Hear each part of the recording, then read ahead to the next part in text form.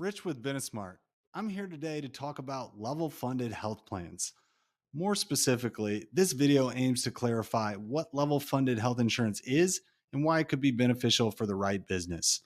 Now, in this video, I'm going to cover quite a few topics. So if you see me peering down at my notes, it's just so I make sure that I cover all of the relevant topics to an employer who might be considering level funded health insurance. This video was specifically designed for employers with 5 all the way up to 500 employees on their health plan. The main topics that we're going to be addressing is simply, what is a level funded health plan? What are the benefits for employers? What costs are associated with a level funded health plan? How does it compare to other options in the market? Additionally, we'll talk about what are some of the risks or pitfalls that we've seen with level funded health insurance. And then finally, we'll talk about what carriers in the market offer a level funded product and how would you know if you qualified for that product. What is level funded health insurance? Well, really, level funded health insurance is a hybrid between a fully insured health plan, so those that you might know in the market like Blue Cross or UHC, and a self-funded health plan. So it really sits right in the middle. You get the best of both worlds. You have level premium payments. So your risk is capped throughout the course of the year, and your exposure is only limited to what your monthly premiums are with a level funded health plan, just like in a fully insured arrangement. Now, on the other side of that, you have all the advantages of being in a self-funded plan. Advantages of specific underwriting for your group's risk profile. And if it's favorable, that's very good for you. Additionally, you have advantages of transparency into your claims data. You have the advantages of the ability to control your plan design and flexibility in what that plan design looks like. And then finally, one of the biggest advantages to being level funded or self-funded is you have the ability to implement cost controls, which you don't in a fully insured arrangement. So there's 4 key components to a level funded health plan. Starting off, you got to have administration. So that's our third party administrator. Next, we need access to care. That's our network. Where do our employees get care from? Third, we have our pharmacy benefits, right? We got to have prescriptions, be a part of that health plan, and that's going to be managed by the pharmacy benefit manager. And then the fourth component is how we transfer our risk or how we de-risk as an employer, and that's stop loss insurance. Stop loss insurance does just that. It stops any losses that we could incur. So we're transferring our risk for high cost claimants or aggregate high cost claims over to a third party. And that's how, as an employer, you can protect yourself in a level funded arrangement. Now, there's some key terms you're going to want to understand when evaluating level funded insurance. And a lot of that's going to have to do with the stop loss features of this plan. So you're going to want to understand things like specific stop loss coverage, aggregate stop loss, specific stop loss deductibles, aggregate attachment point. And then there's a few other things that you can include in your stop loss policies, provisions, and riders that are going to really put you in a strong position when you move into a level funded or a self-funded environment. What are the benefits for employers? Well, a couple main advantages. Number one, access to your data. That's, I think, going to be one of the biggest advantages for an employer because you'll be able to get actionable insights from that claims data. It's going to help you better manage that spend in the future.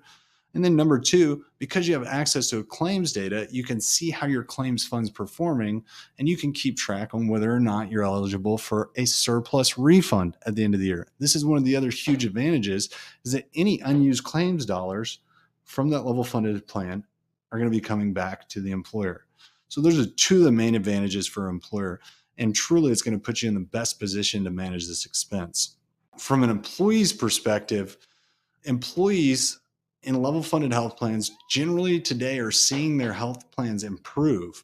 So we're seeing deductibles go lower. We're seeing employers being able to offer $0 deductibles. Additionally, we're seeing level funded health plans that have disappearing deductible features. So imagine your employees able to get access to care without having to pay any money out of pocket. This is accomplished through the creativity and the control that you have in the level funded health plan arrangement. All right, so let's move right along to how much does it cost or how much can you expect to save? Well, unfortunately, the answer to both of those questions is it depends. So how much does it cost and what's that depend on? Well, the cost of a level funded plan is going to depend on your group's risk profile. So for a favorable risk profile, you can expect to save anywhere from 10, 20, 30%. I've seen companies even this year alone move from a fully insured plan to a level funded plan and save 45% annually on their premiums. How much can you expect to save? That's an important one. Why are so many employers today moving to the level funded market? 45% of employers in the 5 to 200 life space have already left the fully insured market for a level funded or self-funded plan. So what that means is you got a lot of good risk leaving that pool of fully insured employers.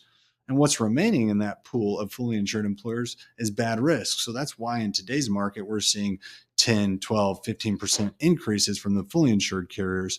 But on the flip side, they're leaving the fully insured space for savings of 10, 20, 30%. So let's talk about what costs are in your control. Well, a lot of them. First off, fixed costs such as administrative and stop loss are in your control because you can shop those annually and you can also negotiate those.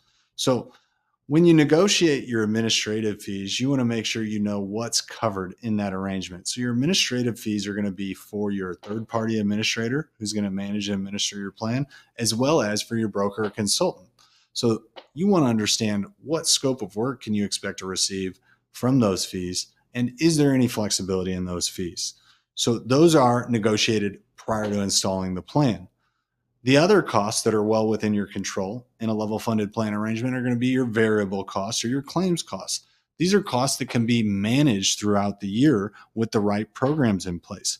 Programs such as steerage, programs such as direct contracts, maybe programs like reference-based pricing or direct primary care. These are programs that you can put in place that will proactively manage your plan spend throughout the year.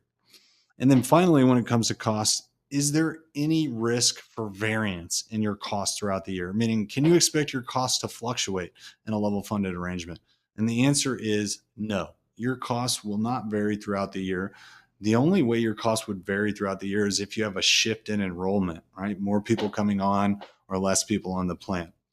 All right, so we've covered costs. Let's move right into some comparisons. So how does a level funded plan compare to a fully insured plan, or how does it differ? Let's start off with one of the main differences between level funded and fully insured, and that's how the plans are regulated. Fully insured plans are regulated under the Affordable Care Act, or the ACA, right? So that's really been what's driving the increase in costs. Is under the ACA, you have the medical loss ratio that these health plans have to abide by. In a level funded plan is then regulated by ERISA, or the Employee Retirement Income Security Act. And what this allows for is it allows for specific underwriting. So that's where you're able to get better offer for favorable risk. But it also allows for you to save on premium tax dollars that you don't have to pay for in an ERISA plan, but you do in an ACA plan. When comparing fully insured to level funded, you'll find a lot more flexibility and differences in plan design in the level funded space than you would in a fully insured space. And then when you compare a level funded plan to a self-funded plan, the biggest difference between the two is your exposure and how the plan is designed. A level funded plan is simply a self-funded plan that is fully funded, okay? So you're self-funding, but you're funding to the maximum exposure that you have, meaning your premiums will never fluctuate throughout the year.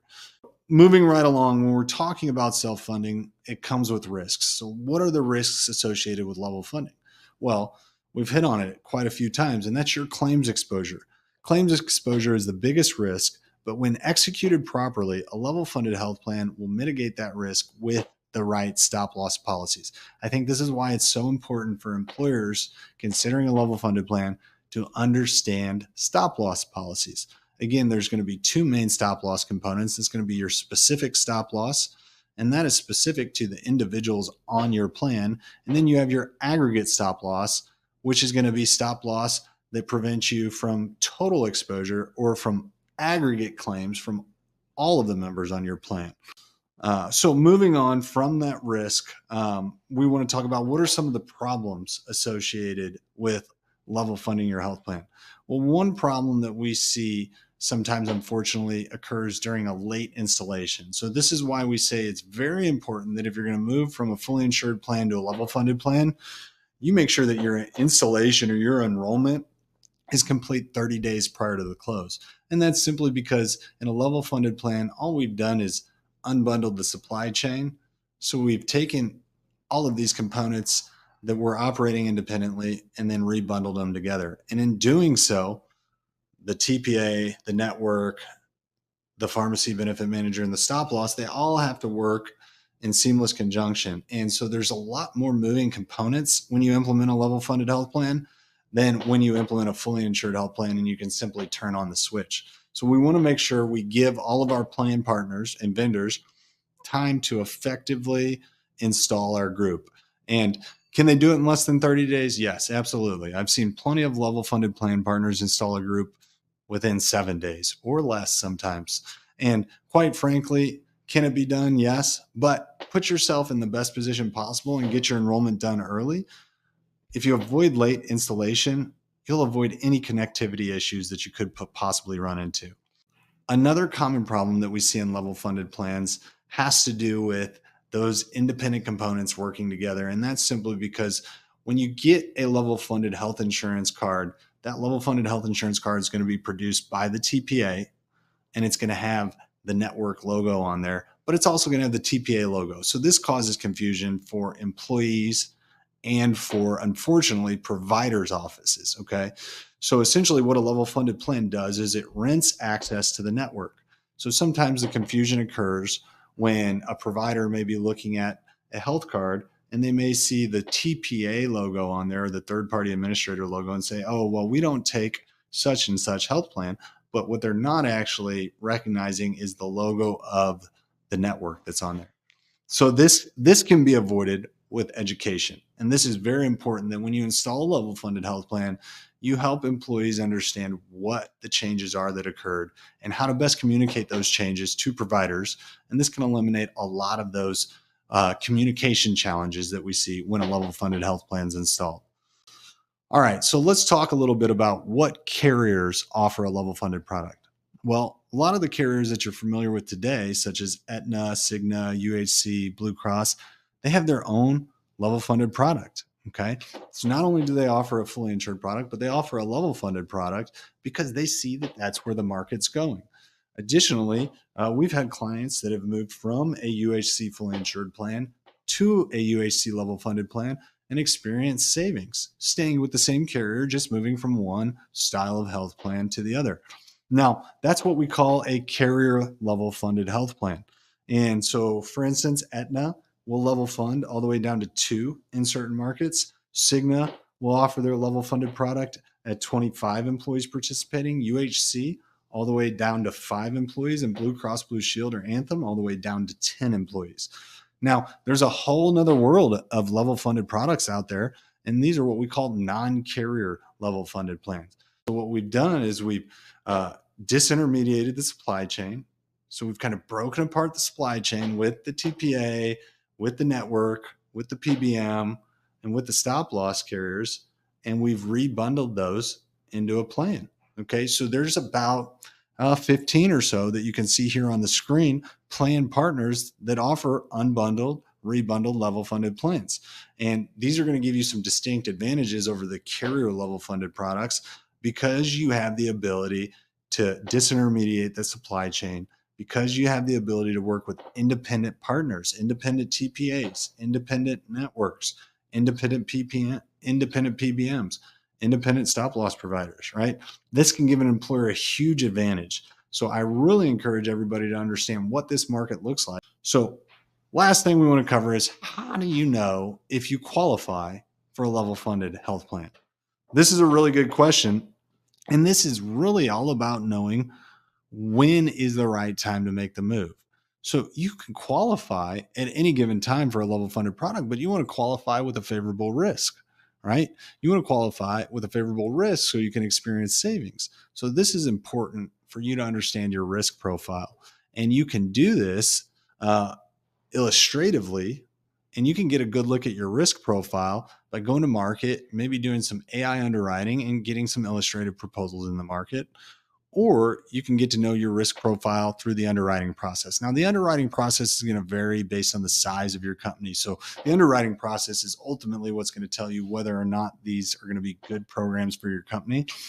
The underwriting process is a little more tedious than what most employers are used to in the fully insured market And that's because these plan partners want to offer you their best offer. And in order to do so, they need to get a good understanding of your risk profile. So this is going to require a lot more data than what most companies are used to sharing in order to get that best underwriting offer. So you're going to need things like a carrier invoice, your most recent renewal. For a lot of larger companies, it's going to be your last few renewals. So maybe 2 or 3 years of renewals. For larger companies, you're going to need medical loss ratios. You're going to need things like high cost claimants. And additionally, if you're already level funded and you're looking at some of these unbundled, rebundled level funded plan partners, you're going to need claims history. Okay. Now, this is not something that most employers are going to need when you move from fully insured to a level funded product. You can get by without the claims history, but every employer is going to need to provide a complete, detailed member level census. Okay.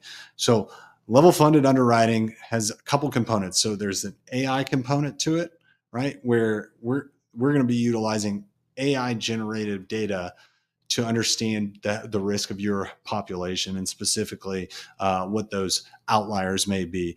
Additionally, in some instances, we're going to use past performance. And then finally, in some instances, we're going to need to get data directly from the employee. But that's generally only speaking for very small groups where there's not enough data out in the market already. Not usually the case for groups with more than 25 employees on the plan. So this risk profile or this underwriting is really going to tell you whether or not you're currently a good fit for level funding. Now, keep in mind, underwriting a group is not something that's static. Your risk profile today can look greatly different than your risk profile looks in 6 months. So that's why it's important for employers to always be evaluating solutions in the marketplace to make sure that as your risk profile shifts, you get the best offers that are available to you. So we'll wrap up with a quick summary here. So we covered what is level funded health insurance, what are the benefits for employers and employees, how much does it cost, how does level funded compare to other options in the market, what risks should I expect, what are some of the common challenges when implementing level funded, what carriers offer level funded plans, and then finally, how do you know if you qualify? So we covered a lot. I hope you found this video useful. Come back to this as often as you'd like. And I encourage you guys that if you haven't evaluated some new to market partners, take some time to do that this year. See if your company's really in the best position possible with your health plan. You never know. Level funded solution could be right for your business.